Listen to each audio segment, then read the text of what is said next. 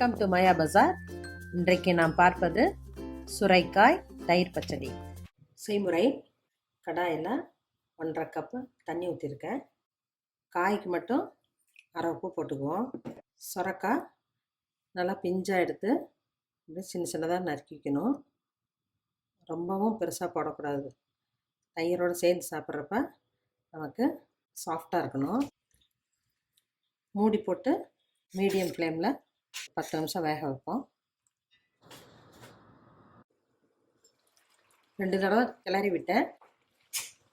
நல்லா வெந்துருச்சு. ரொம்பவும் குழையணும்னு அவசியம் இல்லை, மென்று சாப்பிட்ற மாதிரி தான் இருக்கணும். அடுப்பு ஆஃப் பண்ணிடுறேன். தண்ணியை வடிச்சிட்டு சுரைக்காயை ஆற வச்சு கொஞ்சம் புளிஞ்சுடணும். இல்லாட்டி ரொம்ப தயிர் பச்சடியாட்டு இருக்காது, மோராட்ட போயிடும். தயிரில் ஆற விட்டு போடுவோம். இரும்பு கரண்டியில் 1 டீஸ்பூன் நல்லெண்ணெய் ஊற்றிருக்கேன். ஒரு பிஞ்ச் பெருங்காயத்தூள், கடுகு அரை டீஸ்பூன், வெடிச்செண்ணெய், கடலைப்பருப்பு அரை டீஸ்பூன், உளுந்தம்பருப்பு அரை டீஸ்பூன், செவந்தெண்ணெய், ஒரு பச்சை மிளகா, வரமிளகா, சின்ன வெங்காயம் 10. அடுப்பு ஆஃப் பண்ணிடலாம். ரொம்ப ஃப்ரை ஆகணும் அவசியம் இல்லை. கருவேப்பிலை கொஞ்சம். வெங்காயம் பச்சையாக சாப்பிட்டா நல்லது. பச்சையாக கூட நம்ம யூஸ் பண்ணிக்கலாம். தாளித்து மட்டும் கொட்டிக்கலாம் தயிரில்.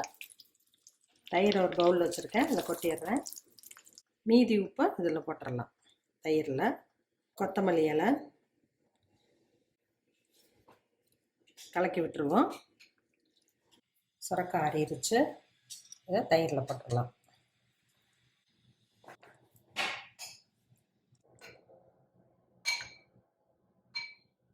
சுரைக்காய் தயிர் பச்சடி ரெடி ஆயிடுச்சு.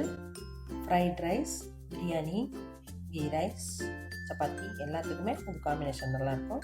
செஞ்சு பாருங்கள், எப்படி இருக்குன்னு சொல்லுங்கள். தேங்க்யூ.